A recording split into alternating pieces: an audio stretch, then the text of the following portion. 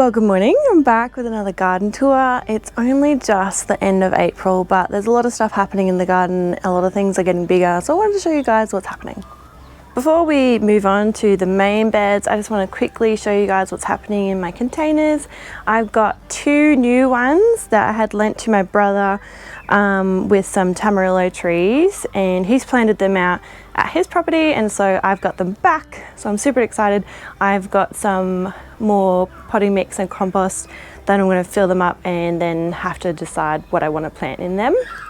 And then next to it is the lettuce mixes that I have. The green ones are mignonette mix, and the red ones are this one, Lolo Rosso. I don't know if I'm saying that right. But I'm planning on using them as salad greens, so I'll just be like picking the outer leaves just like that, and just trying to continuously do that through winter, so we've got sort of like little salad green mix throughout the winter. And you can keep lettuces growing quite long if you want to do it that way, because they will just get taller and taller with their little stalks, and you can get quite a lot of food, so that's pretty neat. And next to it I've got some poppies that I think reseeded, because this was my watermelon radish. There's actually a tomato seedling growing in here as well. They pop up everywhere. And some weeds, which I've used lucerne mulch recently with a lot of my pots and the beds, and they must have had some of seeds of this little weed plant, so these have been popping up everywhere. They're not super invasive. I just try and pick them when they're small. It was just kind of a little bit annoying, so I might use sugarcane mulch again in the future. But in these pots I've got some poppies that have self-reseeded. There's two in here, and so I think that they are frilled rose.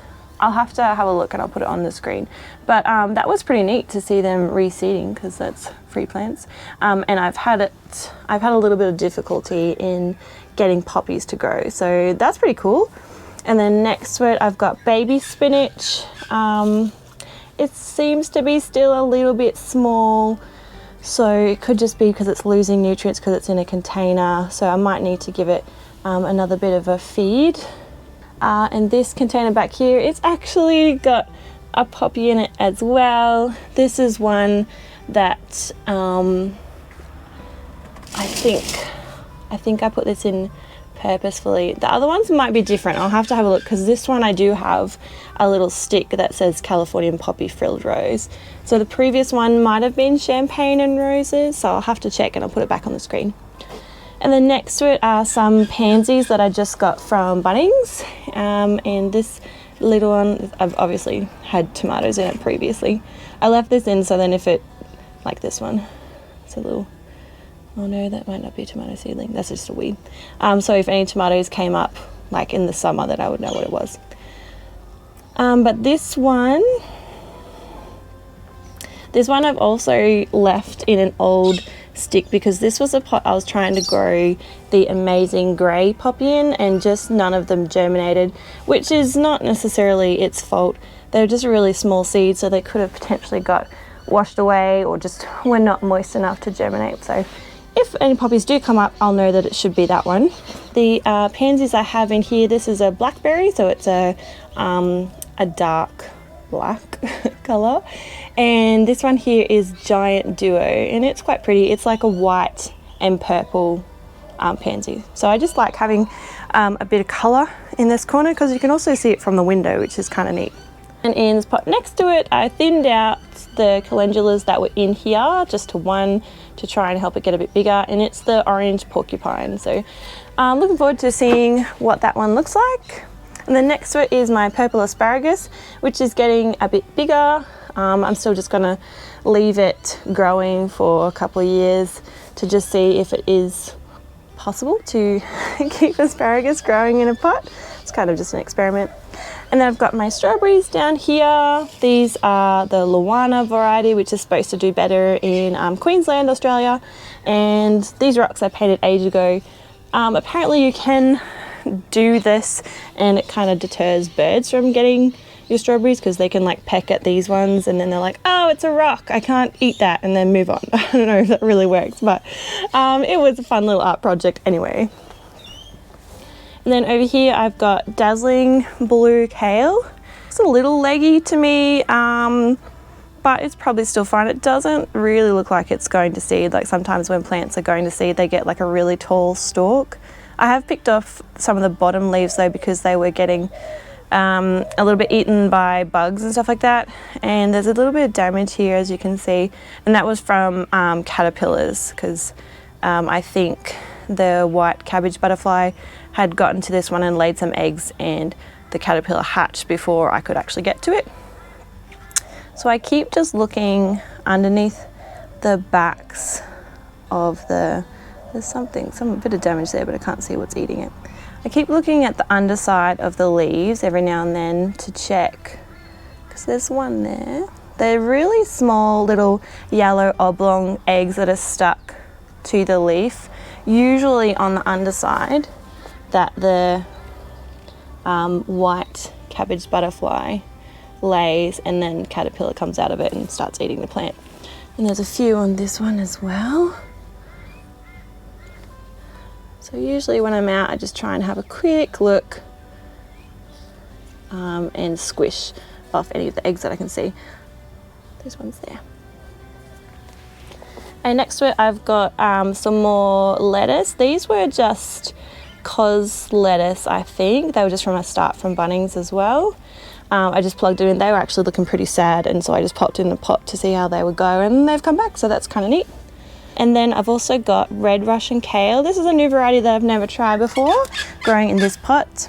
I'm not sure if I'm gonna like it or not, because it's actually got spikes on the little stems. They're pretty soft at the moment, but I don't know if they end up getting really spiky later on. I'm not sure, I'll just have to see. It wouldn't bother me too much, but my son comes out here with me a lot, and I let him like pick off the mint and stuff just for funsies, and I don't really want to have anything spiky down at his level, so I'll just keep an eye on that. And so next to it is the mint. It's variegated and then common mint. I don't know the actual variety of the variegated one. It didn't come with a proper name. And then I've got some extra potted up mint here, just as backups or for friends. And if I haven't showed you guys before, this is my potting bench. It was just a repurposed bench that my husband had in the garage, and he painted it this beautiful green for me. And so it's where I keep a lot of my old pots, and like these are little pieces from my green trellises that I use. And it's kind of just my neat station where I can do up potting, seed starting. Yeah, it's just a handy little station to have out here. I really like it. It's just nice to have a flat bench outside to be doing things in the garden. So back in this big bed here, I've still got the Calendula in the corner. It's starting to look a lot bigger, which is good. I do have to keep picking back some of the Perpetual Spinach because it does get quite shaded, and I want it to have a good chance of getting nice and big going into winter. I need to harvest some of this spinach to use in the kitchen. I just haven't gotten around to it yet, so I really need to do that. And then we have these four here, a green kohlrabi. So the same with these, I just check every now and then for the little yellow eggs of the cabbage butterfly. So you can see this one's had a lot of damage from something, but does have a lot of slime on it that I can see, so this is probably slug or snail damage. With a lot of my brassicas, I've been picking off the bottom leaves so that they're higher, the rest of the leaves are higher off of the mulch, because hopefully that will then keep the plant safer from getting eaten by slugs. I'm thinking maybe because this one was touching the edge that gave the slugs the opportunity to get to this plant, so I'll just break it off down here. So then hopefully that's a bit better. The slugs won't be able to get to it as much. And then I just put it into my little in-ground compost bin. It's called Tumbleweed Worm Buffet. Obviously not sponsored by anybody, but if you wanted to find it, I got that from Bunnings. You can also get it online from Tumbleweed. And so I've done the same with the rest of the ones here, and they're all looking pretty good. So that was one there. It was just a start from one of our nurseries here. There's also still lots of zinnia seedlings popping up, but I've just been pulling them out and just kind of dropping them in the bed so they'll just break down the bed. Then over behind it, I've got a purple kohlrabi, and that variety is Deliciosa. And it was one that I had started and was able to plant some out. So you can see these curled leaves. See how the rest of the leaves kind of just like they don't have straight edges, but it's relatively flat. But this one here is all kind of curled up and over. It's a good sign, not a good sign, but that's a sign that you could have aphids living in there, which we do, all those grey aphids there. So I've been squishing a lot of the aphids that I find. Also actually trying to leave some, because having a couple of pests in your garden can then bring in beneficial insects like ladybugs who actually eat aphids. So trying to keep a little bit of a balance there of trying to keep my plants healthy, but also trying to create a good ecosystem here in the garden. There's a fair few plants in there. Some of them are a bit shadowed, but we'll just see how they go. Might do right. And then there's just 3 plants that I've left here. They are cornflower, and it's called double mix. So I'm not sure if that's what the variety is called, or if it was just a bunch of different ones. But we'll see. I think it's supposed to be a white and pink variety. And then there's a couple of other random, apart from that zinnia, a couple of other random little sprouts here. I have no idea what they were, because they obviously washed down from somewhere else because I did not plant them in here. They might be radishes, I'm thinking, possibly. And then in this main section here, I have the 4 Brussel sprouts. And these 2 over here are a lot bigger than these ones. I mean, these ones here I have picked off some of the lower outer leaves because they did have a bit of slug damage. But it's very interesting to see that it's a lot bigger. This soil here did get a lot of, it's had a lot of mushroom growth, so I don't know if maybe the soil is slightly better in this area than down here a little bit. I'm not sure, we'll see. But it's kind of just neat to see them growing. And then I popped in an extra Deliciosa purple kohlrabi in there. Just to fill up the space, because the Brussels sprouts will take a while to grow. As well as in here I popped in 2 rows of sparkler radish, because they will grow faster than the Brussels sprouts, so hopefully we'll get a harvest of those while waiting for the Brussels sprouts to grow. And there's also a little calendula I popped in here. This is orange porcupine as well, so that'll be kind of neat to see. I did also notice that I have another poppy in here too. Which is really cool. So when I did have my poppy over in one of the pots over there, I did take a bunch of the seeds and just chucked them in the garden, hoping that they would reseed, and it looks like that have. So I'm probably going to try and keep as many of the volunteer poppies in my bed as possible, where it's not going to interfere with any of the other veggies that I want growing. And then down here in this section, I reseeded this bit a little while ago. These are all, I think these are all sparkler radish as well, because I sowed them with a bunch. I sowed this area with 2 kinds of radishes earlier in the season, and they just didn't seem to have a very good germination rate.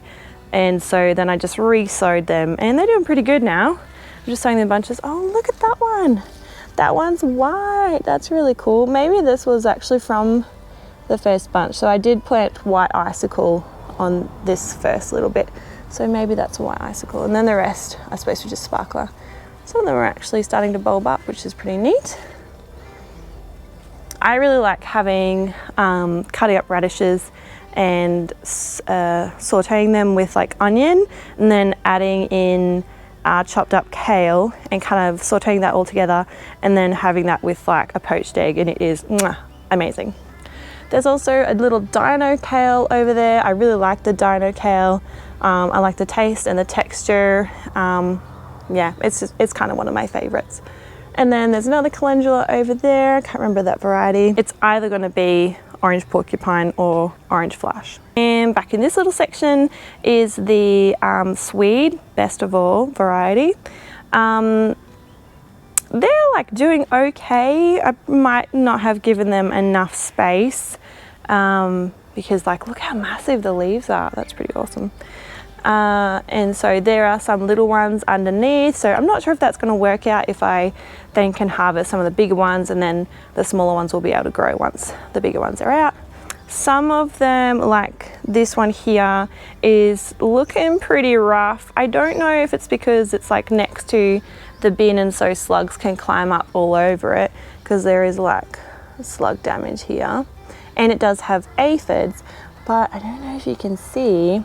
Yes, there is two lady beetles mating, and there's another lady beetle there. So that is a really awesome sign, because I do know that a couple of these plants have aphids, so it is awesome to have them in the garden. So I'm probably going to leave most of the aphids in this general area because if they've got a food source, they're going to stick around, so that is going to be super great. Over on the other side, there is an extra lettuce that I popped in there as well, and another little reseeded poppy, so that's super neat. Tucked in down here is another Blackberry Pansy.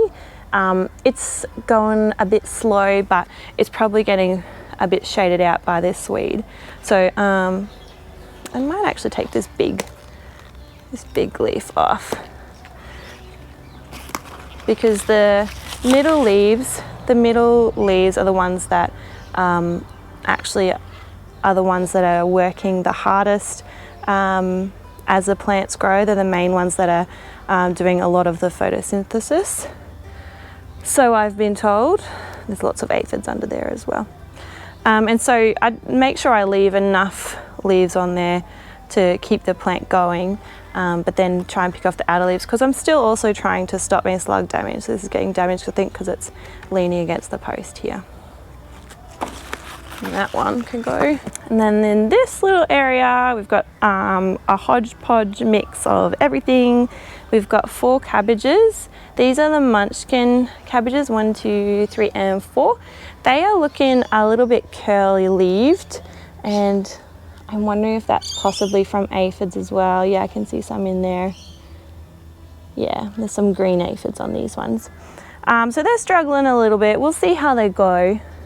I also interplanted some watermelon radishes here just to try and get a bit more of a crop, and watermelon radishes are my absolute favorite.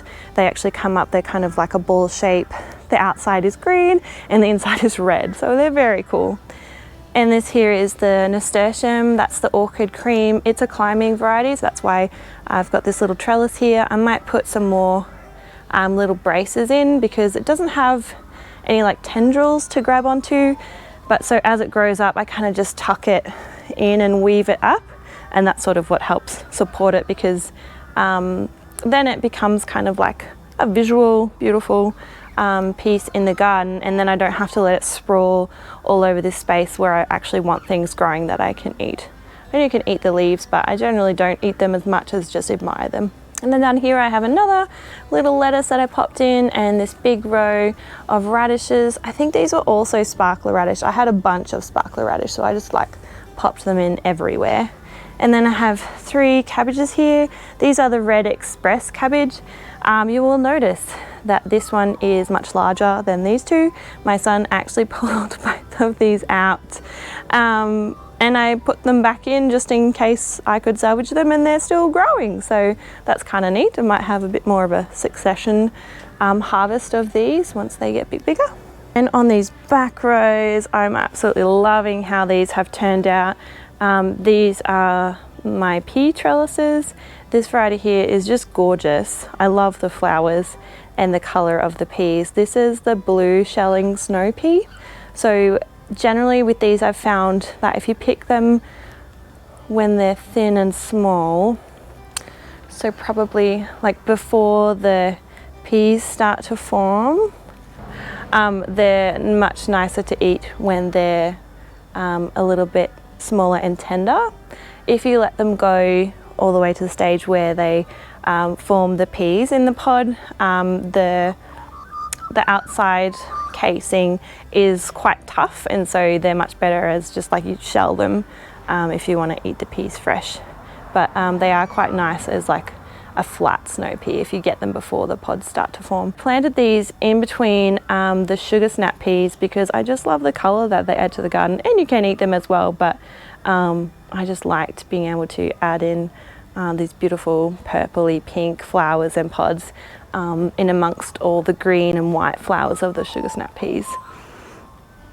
And these have been doing really well. I have been picking a bunch of the pods just to try and keep it flowering and producing more, even though they're not like fully filled up. They do taste the sweetest, I've found, if you let them get like really full and ripe, like a good full pod, like bigger than this. You want them really nice, big and plump before you pick them, kind of like this, but nearly even a bit bigger.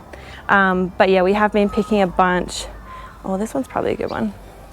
Yeah, see the bottom of that? That's awesome. That's going to taste so good. I just had dental surgery recently though, so I can't eat any of these. So my husband's been eating all the peas. So we're super excited to have all these peas growing. They're doing so well, and it's worked out just as I pictured. So I'm going to do the same thing again next winter. I just love the look of this because it's just a big, beautiful green wall that kind of blocks out our fence at the back there. It's beautiful and it's productive. It has both uses. I think it's excellent, and it's doing the same down here. These ones are taller. They're taller than the trellis now because this row, the germination worked out better on this side for some reason. I'm not sure why, but yeah, it's just, I find it quite magical actually. That's a good one too. Really pretty.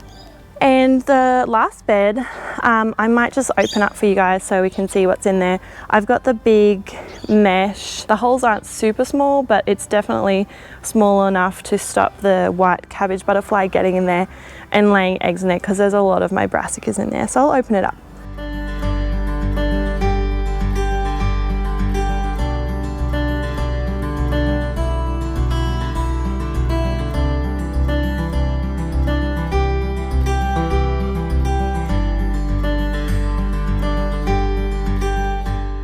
Here it is all opened up.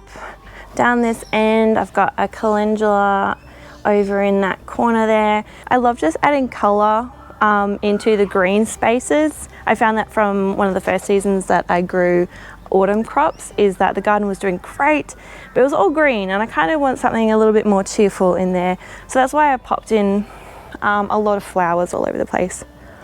And that one is the orange flash variety. So it'll be really interesting once the calendulas start flowering to see what the difference is between orange flash and the orange porcupine. So we'll see.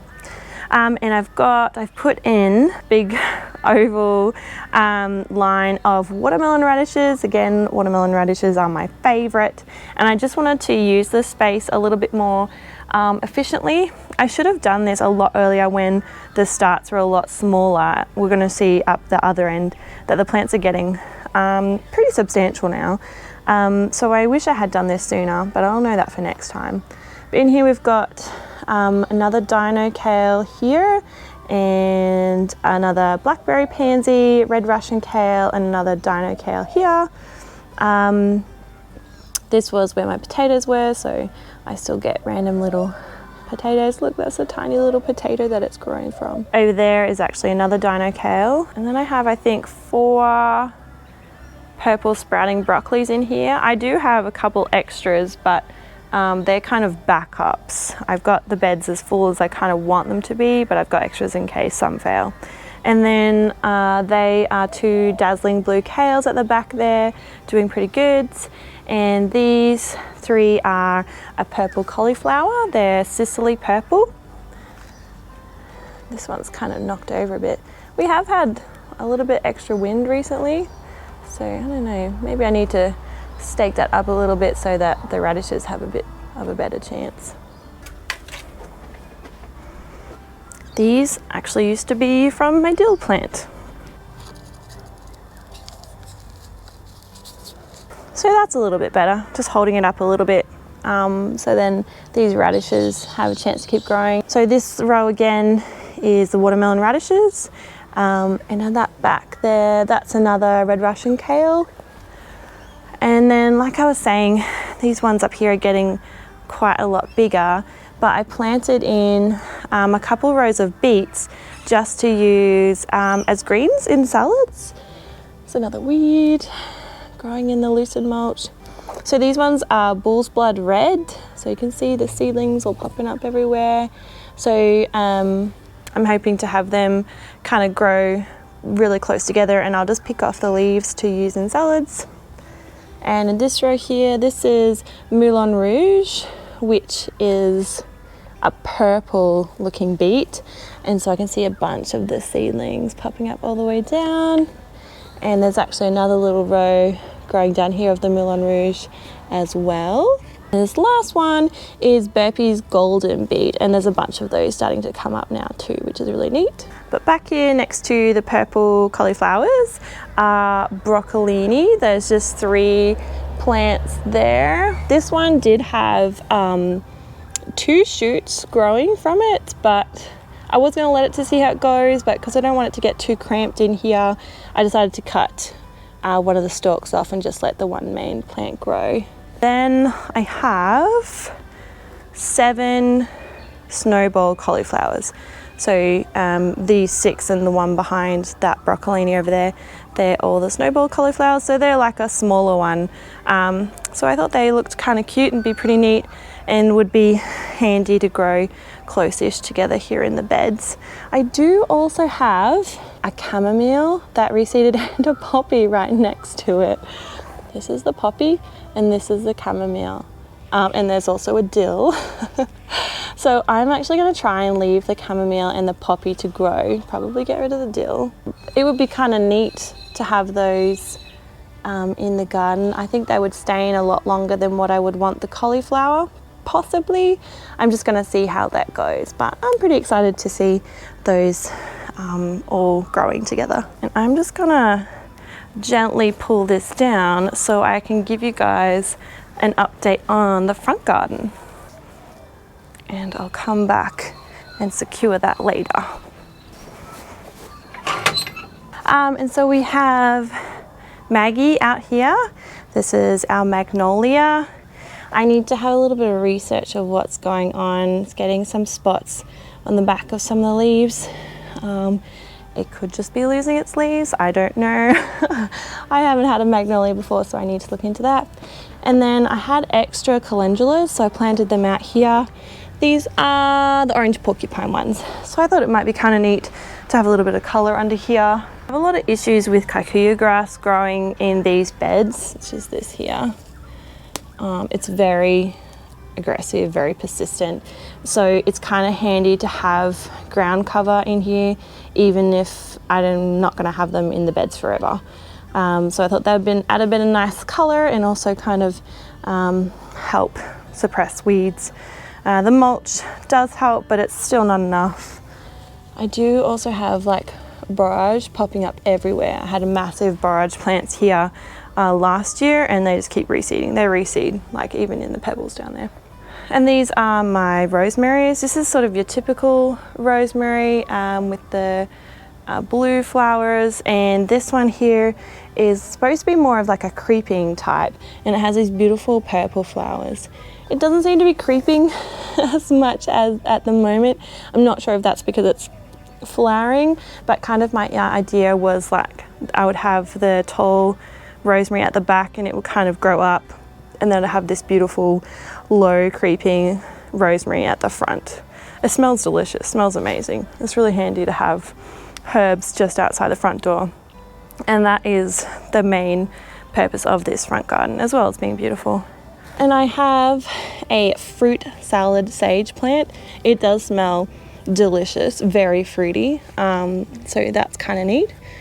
And then I have my massive comfrey. At the front here, these are new and I'm really excited to have them. These are both scabiosas or pincushion plants. This little one here is called Black Knight. So it's supposed to have like a darker kind of boysenberry looking flowers. So I'm really excited to have that here. And this one next to it is a scabiosa, but it's Farmer Deep Blue. So it's more of like a purpley blue color.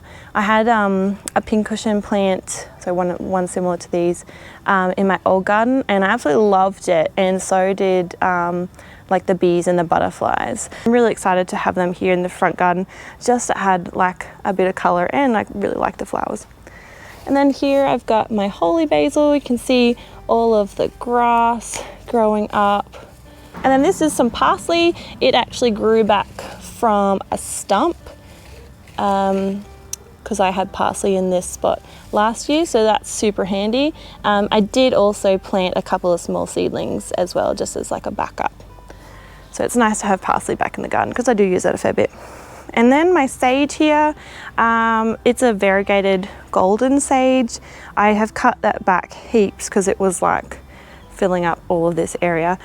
Just because I want to be able to plant some more herbs around it. I need to work out what I want to put in the front here, maybe some basil. Back here I've actually planted some ranunculus, which I'm really excited about because I really like the flowers. So I thought that would be pretty cool to have as kind of like a backdrop here. And in this other round part of the garden, I've got the beautiful dianthus that is perpetual here because we don't get cold enough winters to kill it off. And another one here. I got these from my husband for Mother's Day or Valentine's Day. No, I think it was Valentine's Day a couple of years ago, and they're still doing really well. And then I have another giant Duo Pansy here. I did have purple alyssum here, but I've pulled that back to plant in a variegated society garlic, and I have like the regular society garlic there as well. And then down the front I've got one of my Blackberry Pansies in there as well. I put the tag over in front of it because we were having some pretty hot days, and just to let it get established, I was kind of giving it a little bit of extra shade. And then I have just my common chives here doing pretty well, and then some more purple alyssum, white alyssum, more purple alyssum, and in here I've got a variegated sage. It's called Silver Posy, and then just some regular sage. I've got alyssum reseeding everywhere, which is kind of cool. And then in this little spare bit here, I've got some more ranunculus, and then I have some just regular oregano there, and some country cream variegated oregano as well, and weeds. So I just thought they were really pretty. There are also some ranunculus back there too. And I have my cheesy signs, which I love. And this is Mandy in the front. This is my imperial mandarin plant. Since feeding it some citrus fertilizer and some pelleted fertilizer over the last couple of months, it's really started to make a comeback because it was looking pretty sad, but that's because it wasn't getting fed anything extra. And like I said, it's pretty clay here still. I don't really expect to have any fruit this season, just because it was pretty hard hit, but that's okay. I'm just wanting to kind of get it back healthy and strong again. So that is the garden for the end of April. It's looking pretty good. I'm loving how it's going. Thanks for coming along with me, and I'll see you on the next tour.